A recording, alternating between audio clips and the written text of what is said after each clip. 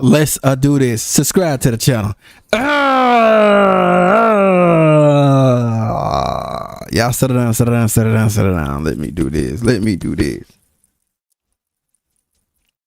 Hello, ladies and gentlemen. I go by the name of God Gaming. Welcome back to the channel. The second channel. I just like the thumbnail. Y'all see the title. And today we got your boy Sunny V. And this is Hollywood won't cast these 7 actors anymore. I wonder why. I don't know why, but I'm here for it all, man. How y'all day been? I've been doing good, bro. Like I said, man, if y'all want to, that's on y'all. Follow your boy on Kick, bro, because that's why I be live on that thing, bro. So far, I got 7 followers. Hey, I'm just saying, bro. Slow and steady. I'm growing. But yeah, anyway, how y'all day been? Y'all been doing good? I've been doing good. So y'all already know. Link up and down in the description below. Like, comment, subscribe for the man. I'm a slugging. I'm the greatest. I'm the worst. I am. About 7 actors who are no longer cast by Hollywood, beginning with Sean William Scott, whose performance as Stifler in America by that Jim Carrey, he still doing Sunny. Hollywood, beginning with Sean William Scott, whose performance as Stifler in American Pie was so iconic that it actually hindered him from landing future roles. Sean stated in a 2010 interview, "I had so much fun and loved the character, but I don't want to be known as that character forever." Now I'm realizing that I get it. I ain't mad at it. If you want, I ain't mad at it. You know what I'm saying? If people want to don't want to go in that type of, I get what he's saying. I ain't mad at it though. You know. Probably will be known as that character forever. Also adding in a Conan O'Brien interview that Stifler's basically all he's seen as when fans meet him in real life. Do people think you're Stifler? Do you have situations where people think that I'm my guy? Yeah. They think that I'm Stifler. This made it difficult for Sean to and you know, that kind of sad though, bro. That kind of sad that people see you as that type as like that though, man. I don't know. It's crazy, bro. It's crazy. He's a human. He's a character. It's a character, but he's not that actual character, bro. God. Land any role where he wasn't playing a douchey frat boy, although this wasn't so much of an issue at the start. He'd star in films such as Dude, Where's My Car?, The Dukes of Hazzard, as well as Role Models, finding success in each film with the American Pie persona. However, these types of raunchy teen comedies aren't all that common anymore, and with Sean William Scott approaching his 50th birthday, it's not difficult to see why he no longer has the same utility as he Yeah, he probably want to do more like serious type movies now, because that's how most all of them. This is mostly like how all them actors are. They'll play little comedies and furs like in their early 20s and 30s, and then eventually they want to like get out of that type of box and move on to the serious type stuff, like how Will Smith did and stuff. Used to. Between 2019 and 2022, Sean didn't appear in a single production, yet he would return in a TV series called Welcome to Flatch, in which Sean still looks exactly like Stifler over 23 years later. Although Sean William Scott isn't the only actor I said I want to watch that. I still haven't watched it. God. with this problem, as Christopher Mintz-Plasse has been unable to escape the legendary name McLovin ever since starring in Superbad. The movie was literally Chris's very first acting role, being cast for his unique nerdy appearance, which when plastered on a certain iconic fake ID, made him recognizable to everybody. He'd stated in a Vanity Fair interview, "The day after it came out, I was a nobody, 18 years old. I'd never done anything in my life. And then the next day I go to a Habit restaurant, and then someone across the way goes McLovin in front of like 40 people. Then I was like, oh, something is changing in the atmosphere here," leading to concerns from fellow Superbad co-star Emma Stone, who stated, "Is Chris Mintz-Plasse going to be called McLovin for the rest of his life?" Chris had found himself with the same curse as Sean William Scott, which is interesting as the two would star alongside each other only 1 year after Superbad, where Chris played a character very similar to McLovin. More than half of his 5 most recent films have been voice acting roles, possibly done so he could disassociate from McLovin, yet on the trailer for his most recent film called Honor Roll, one of the top comments is still, "You know you're getting old when McLovin from Superbad now plays guidance counselor roles in teen movies." Despite being Yeah, man, that crazy down there ain't trying to take him serious, man.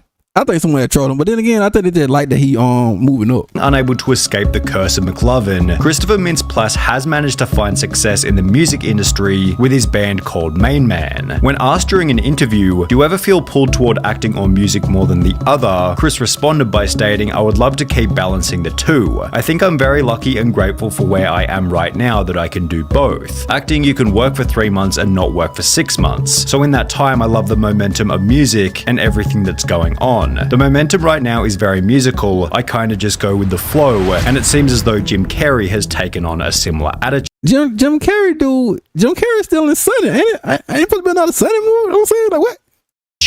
In the early days, Jim Carrey had a never-ending list of cult classic films. The Grinch, The Mask, The Truman Show, Dumb and... Love The Mask. I love The Mask. I like all of them, really. The Mask, what is the other one? Dumb and Dumber. Dumber, Ace Ventura, even Eternal Sunshine of a Spotless Mind was amazing. However, when was the last time you heard any hype around a Jim Carrey movie after maybe the second Dumb and Dumber almost 10 years ago? There's a good reason for this. Between 2016 and 2020, Jim Carrey took a 4-year hiatus from acting, which seemed to have been catalyzed by the death of his ex-girlfriend in late 2015. Oh, I ain't do that. The tragedy not only resulted in grief, but Jim Carrey also had to spend the entirety of 2017 embroiled in various lawsuits related to her passing. He was dismissed of any legal wrongdoing in early 2018, yet only 6 months later in a Hollywood Reporter interview, it was explained that Jim Carrey was an actor who had effectively renounced his own celebrity after stating, I just didn't want to be in the business anymore. I didn't like what was happening, the corporations taking over and all that. And maybe it's because I felt pulled toward a different type of creative outlet. Jim Carrey instead began to focus on painting, and while he would return to acting for a brief period in 2020, he'd go on to state this in April 2000. Yeah, Sonny, bro. Like, I still rock with him, man.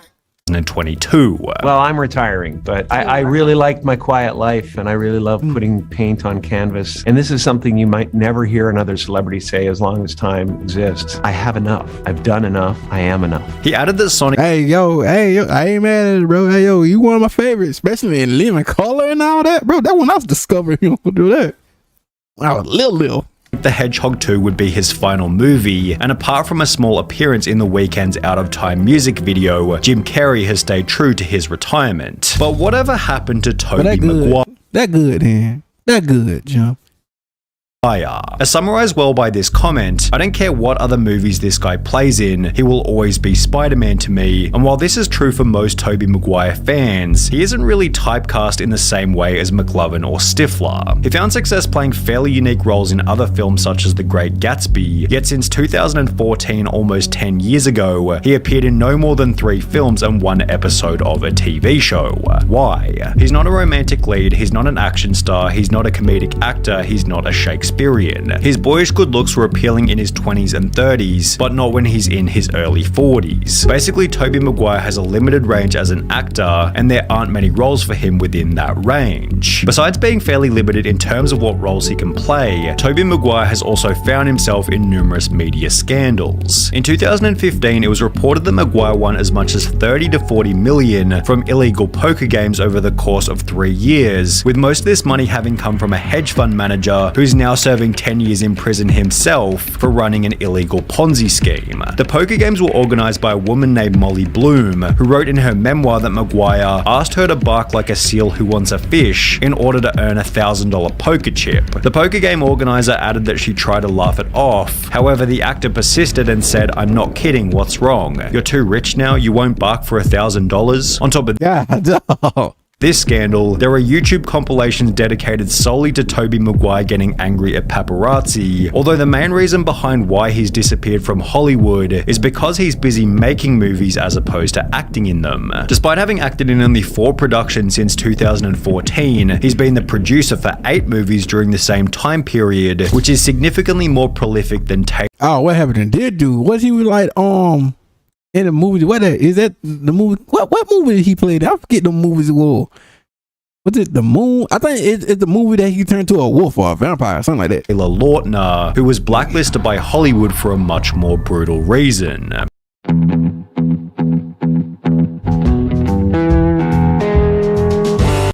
Taylor Lautner became an overnight sensation at the age of 16 after starring in the incredibly famous series Twilight. Yeah, Twilight. I said the moon. With his attractive physical appearance helping him to land the role and maintain an audience of dedicated teenage fangirls. Almost every Taylor Lautner interview focused on his body. So everybody's talking about the scene where you drop your pants.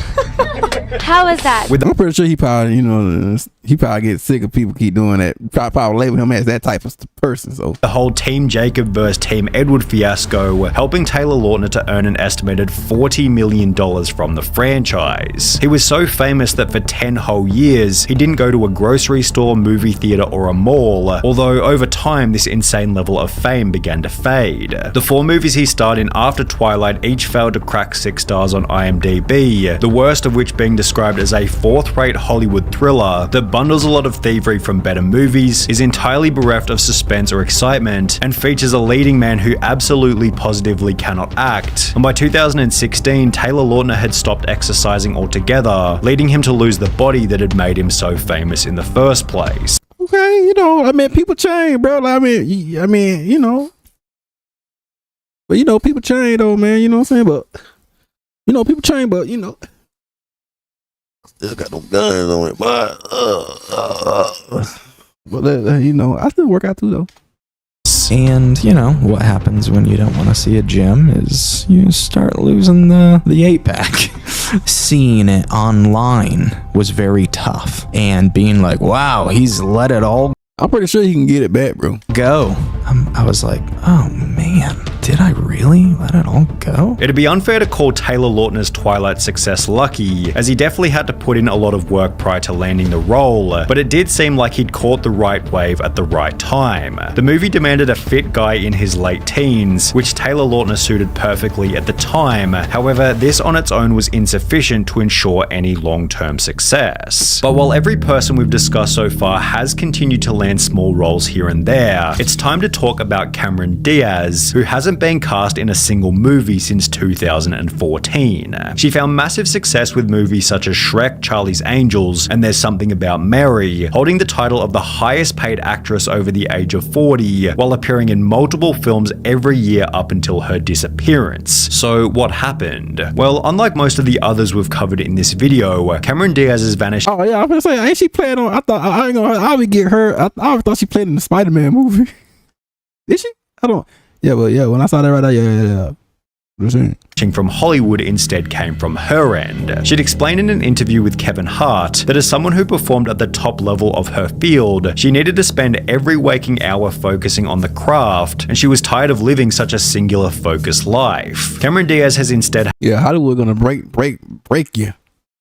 I would be hearing it. Had a baby, written 2 self-help books, and launched a wine brand called Aveline, which seems to be much more than what Sacha Baron Cohen has been up to. After Borat grossed over $250 million back in 2006, Sacha Baron Cohen saw a steady decline in the performance of every film afterwards. The Dictator did $180 million, Bruno did $140 million, yet by 2016, Grimsby did only $28 million on a budget of $35 million, meaning the film lost $7 million, whilst prompting reviews such as Baron Cohen is a one-trick pony and his shtick has worn thin. In 2016, he stated that Hollywood would be too scared to make Borat today, explaining that the incredibly crude humor which made the movie so successful was better suited to when the film was first released. The kind of stuff he pulled off in Borat is much harder to do in this YouTube/iPhone age, as Cohen himself admitted while doing press for this one. The same kind of problem can also be applied to Bruno in The Dictator, but it's the risky comedy in these films that makes them so entertaining to watch. On top of being more limited in terms of what jokes he can make, Sacha Baron Cohen has also been limited by lawsuits. He stated in a 2012 you can't do it stuff like that like you used to now, God. People, you know what I'm saying? Like